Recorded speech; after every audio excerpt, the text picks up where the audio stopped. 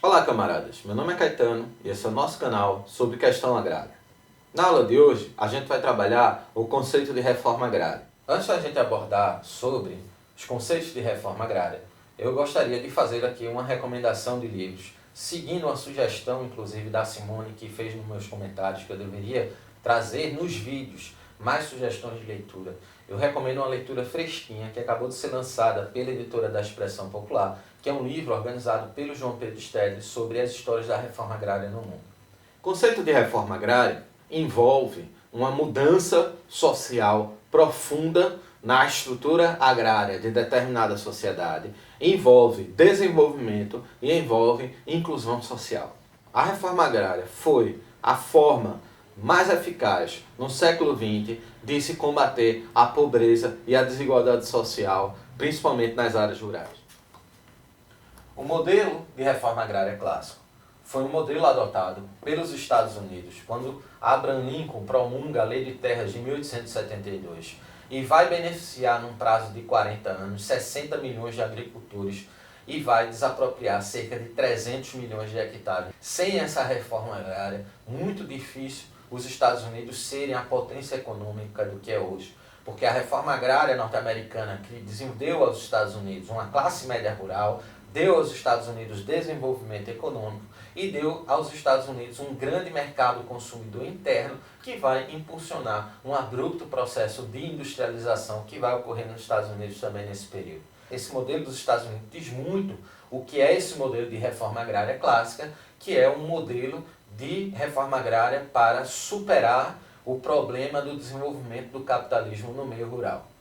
Esse modelo de reforma agrária clássico também foi adotado na França durante o processo revolucionário, onde Napoleão Bonaparte desapropria boa parte das terras dos nobres, contrário ao processo revolucionário, e entrega na mão dos camponeses. Então esse modelo francês ele vai inspirar diversos outros processos de reforma agrária que vão ocorrer também na Europa Ocidental ao longo do século XIX e no começo do século XX.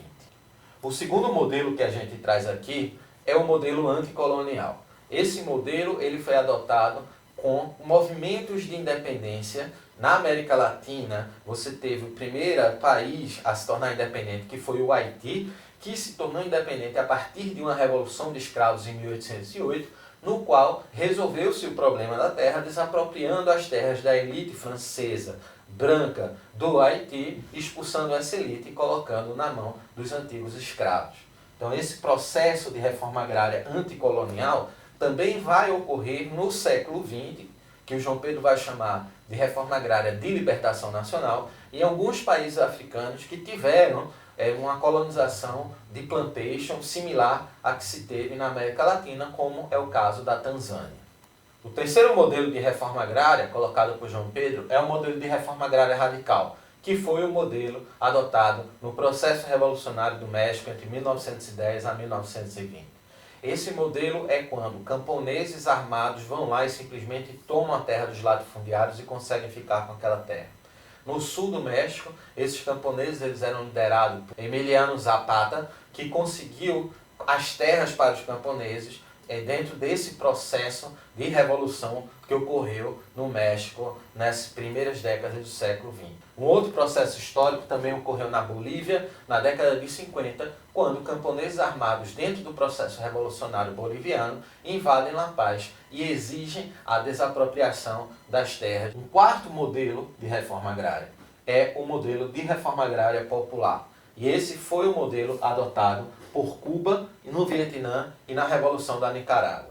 Nesse modelo você tem uma aliança entre um processo revolucionário, como ocorreu em Cuba em 58, no final do ano de 58 e começo do ano de 59, como ocorreu no Vietnã, quando o Vietnã consegue se livrar da colonização francesa, estabelece a República do Vietnã do Norte, e quando você teve a Revolução da Nicarágua em 1979. Um outro modelo de reforma agrária é o modelo de reforma agrária moderada. E esse modelo foi adotado no Chile, de Eduardo Frei, na década de 60, antes do governo de Salvador Allende, e é uma forma de se operar a reforma agrária sem necessidade de um processo de ruptura política, como teve no caso de todos os outros de modelos de reforma agrária subsequente. Um outro modelo de reforma agrária que tivemos é a reforma agrária socialista, onde não simplesmente você tem a distribuição das terras, como você tem também uma alteração na forma de produção dessas terras. Então você altera a produção, não sendo mais a produção individual familiar camponesa e passando as terras a serem administradas por cooperativas coletivas. Então esse foi o modelo das kolkhozes na União Soviética, também esse foi um modelo muito adotado nas Zadrugas, que é uma experiência de cooperativismo na Iugoslávia,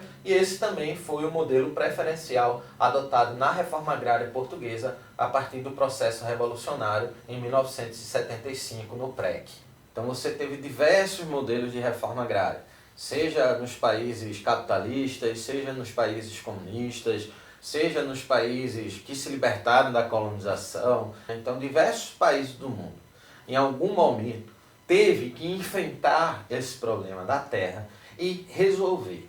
E por que isso? Porque como a gente já falou em 2 vídeos anteriores, que eu recomendo que vocês assistam, um vídeo sobre capitalismo e agricultura, que eu vou deixar aqui na descrição, e um outro vídeo sobre a renda fundiária, que também vou deixar aqui na descrição, o sistema capitalista, ele não se adapta facilmente às atividades agrícolas, né, que eram vigentes antes do capitalismo chegar em determinado território.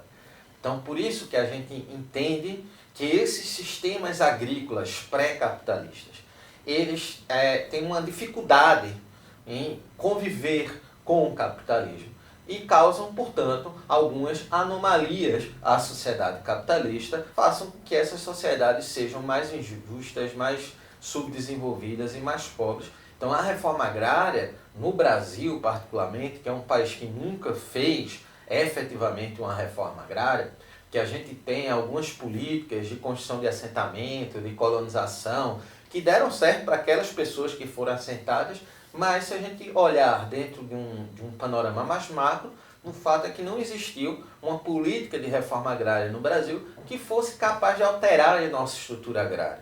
Pelo contrário, a gente vai ter um vídeo para falar sobre isso, quando a gente for adentrar mais profundamente sobre a história do Brasil. Entretanto, a história do Brasil é uma história de constante acumulação de terras por parte da elite agrária.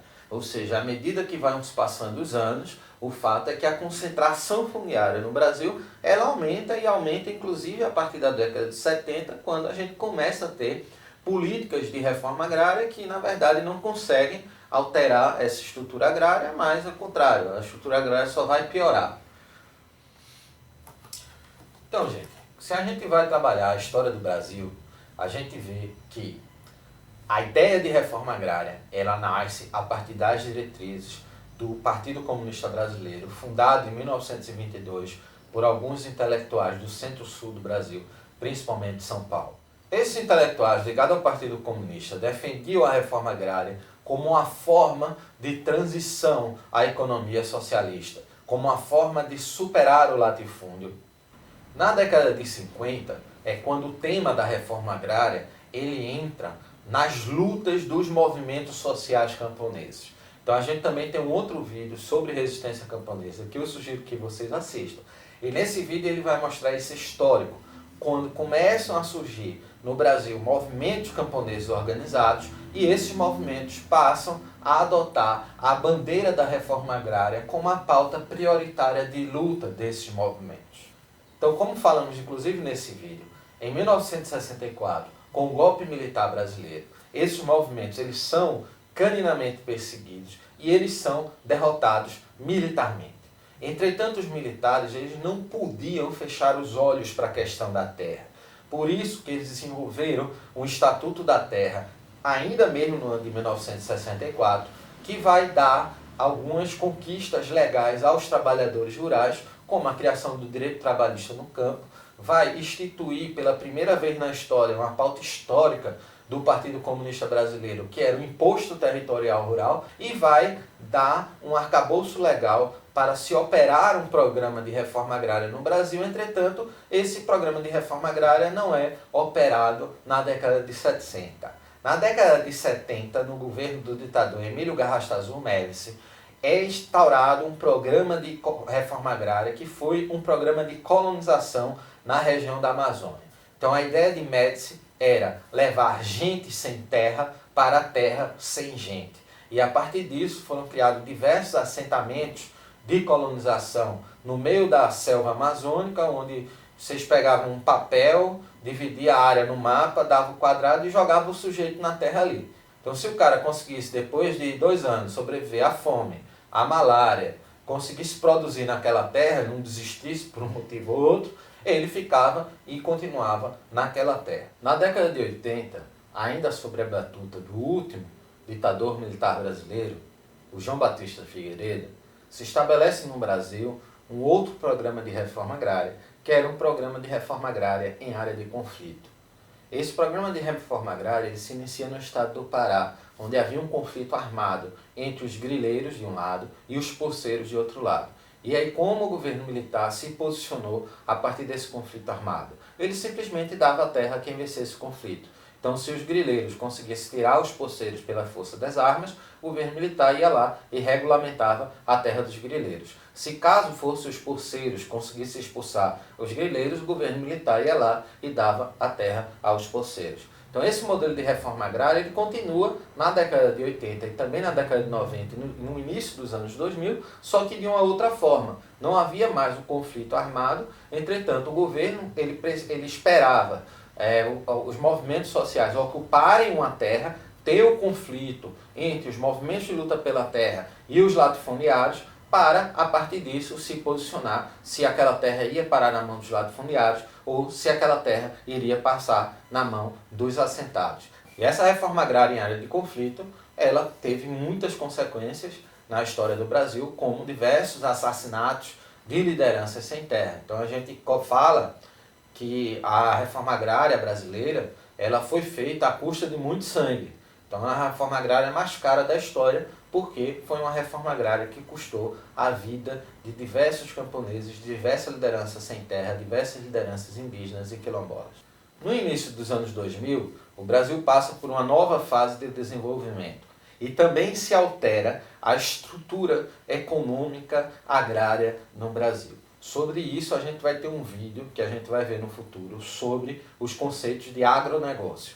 Então essa ideia de agronegócio é muito importante para entendermos como você tem um novo modelo do capitalismo financeiro no campo no Brasil a partir dos anos 2000 e esse modelo de agronegócio ele consegue desenvolver o campo em termos capitalistas, mas sem, entretanto, provocar a inclusão social. Pelo contrário, esse modelo de desenvolvimento abrupto que você vai ter do campo brasileiro em termos econômicos durante o governo Lula e durante o governo Dilma, o agronegócio ele se fortalece economicamente e isso tem diversas consequências no meio rural, como por exemplo o aumento do desemprego, como por exemplo o aumento do uso do agrotóxico, como por exemplo a desertificação rural, a contaminação das águas, o aumento do desmatamento, entre outras questões que a gente vai ter também um vídeo para tratar somente sobre isso, sobre agronegócio. Então, a partir das contradições que emergem nesse novo modelo de desenvolvimento